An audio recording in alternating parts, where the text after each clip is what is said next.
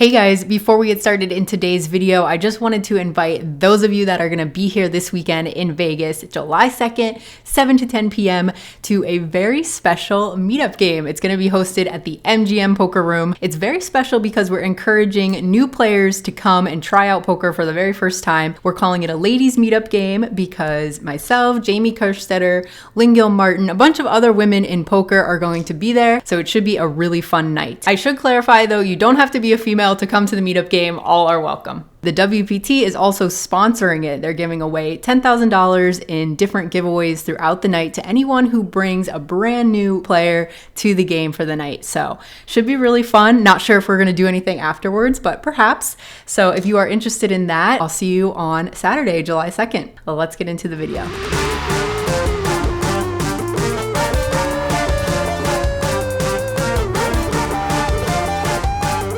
Hey guys, today's event is a really fun one. It's a super turbo bounty. 20-minute levels. If you knock someone out, you get $300 per person, and it's a 1K buy-in. A lot of people mix up a little bit of the bounty math, so I'll just kind of go through it really quick. For example, this one's a 1K buy-in and $300 is going towards the bounty. So take the $300 out of the prize pool or out of what your starting stack equals, meaning $700 equals, I think this one has 20K starting stack, and $300 equals around 8,000 something. I'll put the math here. So every time somebody goes all in, you have to add over 8,000 chips into the pot. So at the beginning of the tournament, that counts for a lot, and people are going to be calling. It's going to seem like they're calling with crazy hands, but usually it's correct. And because there's just so many chips in there, you usually have the odds to call. Later in the tournament, around the final table, I think this is a one-day event as well. So you can win a bracelet all in one day. At the final table, obviously 8,000 chips is nothing. So you'll see that strategy kind of play out. It's really cool to sign up on time. So I'm here on time. I'm actually really early. I dropped Jesse off for his day 2 of the Millionaire Maker. Such a luck box. No, I'm just kidding. We're definitely rooting him on, but I'm here really early, just kind of waiting for the tournament to start. Anyway, that's enough talk. I'm gonna go get in there and hope to run good and win a bracelet by the end of the day. This hand starts with the under the gun player opening to 400, a full 4x the big blind, which is not very common in tournaments. I have ace 5 of hearts on the button, and because he's made it rather large just to start things off, I could 3-bet, but in this case, I just made the call. Heads up, the dealer puts out 6-6-4, 2 hearts, and a diamond. So we flop nut flush draw, backdoor straight draws, all kinds of stuff can go our way in this pot. The opponent bets 600 into 1100, so a little more than half the pot. Only info I have on this guy is that he looks like he's in his mid-30s. He's shuffling chips, so I know he knows how to handle chips, but that's pretty much the only info I have. So I've got to read into his bet sizing a little bit here. That huge raise pre combined with betting a little bit more than half pot on this board, where a lot of people bet, around the 30% amount when they don't have it, leads me to believe that he actually has something right now. So I have a bunch of outs to get there against whatever he has right now, so I decide to just make the call. At the end of the day, though, I think I could also raise even against those stronger holdings because I can maybe get him off of it by the river. It's hand number 3, so I don't want to get too crazy. Turn is the 7 of spades. Now he leads 1,600 into 2,300, which is a little more than 2/3 the pot. Again, another larger size bet, but this sizing on turns is a little more standard. We do pick up an open-ended straight draw. We still have the nut flush draw. We have a lot of things going for us leading towards the river, so I just make the call. The river is a 5 of diamonds, so things are getting interesting now. We do pair up on the river, and when he checks it over to me, I'm actually considering turning this pair of 5s into a bluff, only because, like I said, with all these big sizings, I think that he has an overpair a lot here, and we might just be running into that and losing to that a lot. The only problem with turning a 5 into a bluff on this river is that I show up to this river with a lot of other flush draws that don't have a pair, and I would definitely be bluffing those. So I might just have too many bluffs here if I also turn a 5 into a bluff. So I check it back, try to take it to showdown, and win versus his missed flush draws, but unfortunately he does have a pair of 10s and he takes it down.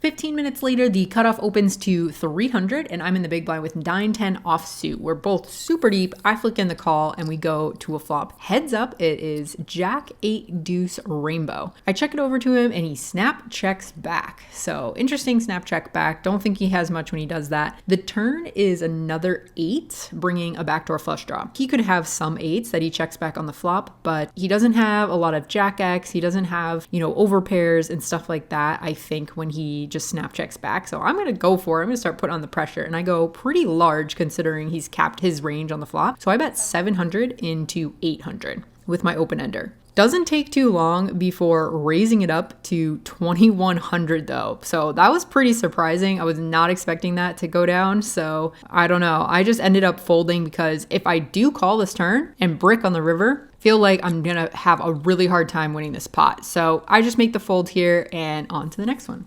We're 25 minutes into the day, which means we're already on level 2. That's the super turbo for you. I am under the gun 1 and open queen jack of hearts to 500. Big blind, which is the same opponent as last hand, flicks in the call. So heads up, the dealer puts out Jack 10 5 rainbow. We flop top pair, backdoor flush draw, all kinds of good stuff. So when he checks it over to me, I want to get value from any worse jack, any 10, any 5, open enders, all kinds of stuff. So I throw out a bet of 900 into 1300, and my opponent makes the call. So we're starting to build a pot here. The turn is the 3 of clubs, so pretty big brick, and I'm going to go for value from all those same holdings and charge him the maximum to see the river. So when he checks to me, I bet 2,000 into 3,100. Unfortunately, he does make the fold, but we win our first pot of the tournament.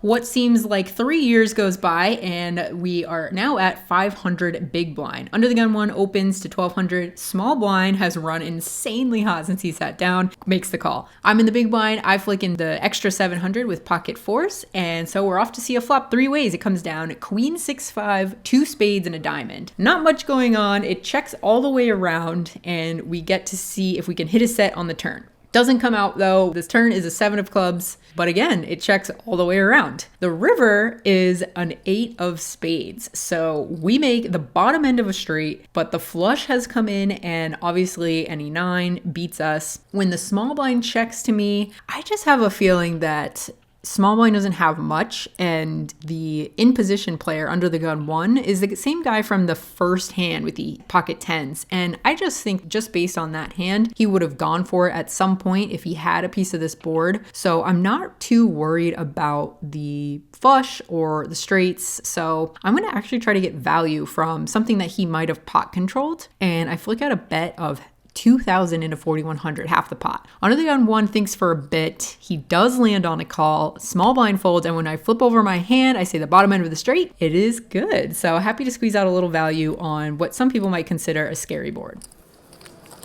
We have been so patient so far at this table. We're an hour and 40 minutes into the day, and people are not afraid to get their chips in the middle, even in a bounty tournament where people are incentivized to call them. So our strategy has kind of changed to not really go too out of line, just kind of let the game come to me and really try to eke out value when I have a good hand. In this one, under the gun opens to 1,700. The blinds are up to 600 now. Under the gun 2 calls, cutoff calls. Small blind is also in there, and everybody's super capped except for under the gun because they all would have ISO'd him. He only had 9,800 to start the hand. So they all would have ISO'd him trying to go after his bounty if they had something good. So when I am in the big blind and look down at pocket kings, I mean, it's a dream scenario. It looks like I'm trying to squeeze everyone out of the pot and go after all this dead money, and I just have it. So all that being said, I jam it in for 13,300. Because especially like I told you guys at the beginning of the tournament, there's an added 8,600 or so chips in there whenever somebody goes all in. So that is a significant amount of chips, and you're going to get called a lot lighter. The under the gun player calls all in almost instantaneously. Under the gun 2 folds, cutoff folds, and when it's back to small blind, he really goes into the tank. I mean, he's shuffling his chips, he's doing a whole chip dance, moving around, and he finally looks pained and sticks in the call for 11,600 more. Oh my god. Now I know why, because he reveals his hand is 7-6 offsuit. So the small blind is just chasing after these two bounties that are in the middle. Like I said, you're gonna get called light because there's all of that extra incentive for them to bust you. And I flip over my hand, and then under the gun, unfortunately, has pocket aces. Just running into it. Kings versus aces. Feels like that's happening a lot this summer.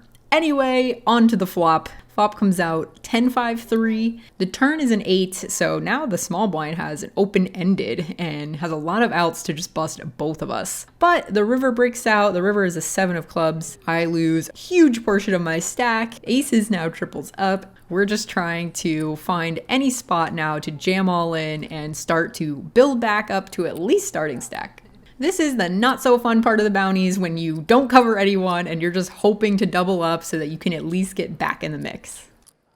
And we don't have to wait too long, because the very next hand, when I'm in the small blind, hijack opens to 1600, same big blind level. I'm in the small blind. I have 9,000 total, which is 15 blinds, and I look down at ace jack offsuit. This is a slam dunk get in, so I stick in all of my chips, and the big blind, same guy who just had aces, goes all in over the top of me. So not sure if he's just going after my bounty or if he has it, but he has been really quiet all up until that ace's hand. So I'm not feeling great about this. Hijack gets out of there, and we do indeed see the bad news. We're up against ace king. So back-to-back hands. I'm drawing dead by the turn. I don't even stick around to see the river, and we're out of another tournament.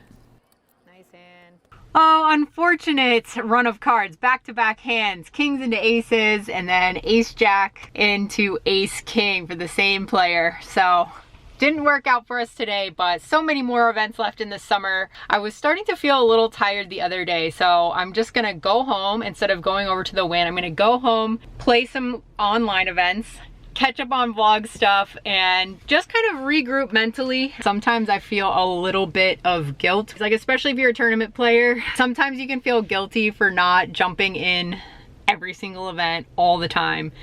But I'm trying to just remind myself there's always another tournament. Yeah, it might not be a World Series event, but there's always another tournament around the corner. I'd rather have a more balanced, healthy approach where I'm not killing myself trying to play every single day. Hopefully we get some momentum in one of these events, but I'm not going to put too much pressure on myself. I'm just going to take it easy, try to play my best every single day, and hope that one day it works out. Till next time, you guys, good luck at the tables. Bye.